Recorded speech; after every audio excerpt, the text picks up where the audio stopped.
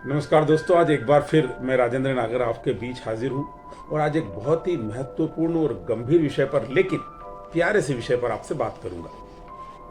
क्या आप बता सकते हैं कि दुनिया में ऐसा कौन सा रिश्ता है जो समुद्र से भी ज्यादा गहराई लिए हुए होता है? जी हाँ दोस्तों, वो रिश्ता होता है एक बाप और बेटी के बीच के प्रेम का।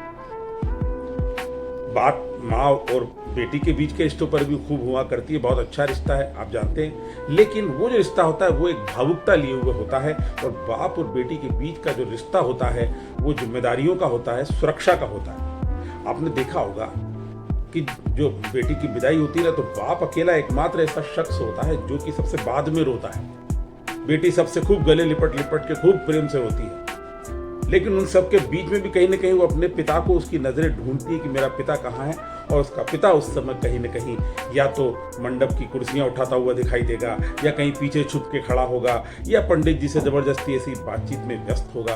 कहीं ना कहीं अपने आप को व्यस्त रखता है, क्योंकि वो सामना करने की हिम्मत नहीं कर पाता अपनी बेटी की आंखों का।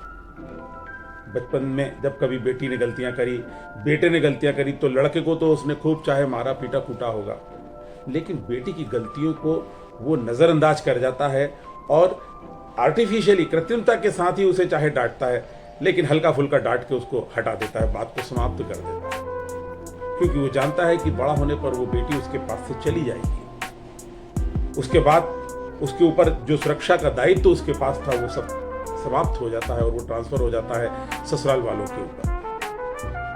लेकिन बेटी बेटी होती है, वो बहुत अच्छे से जानती है कि बाप के मन में क्या होता है।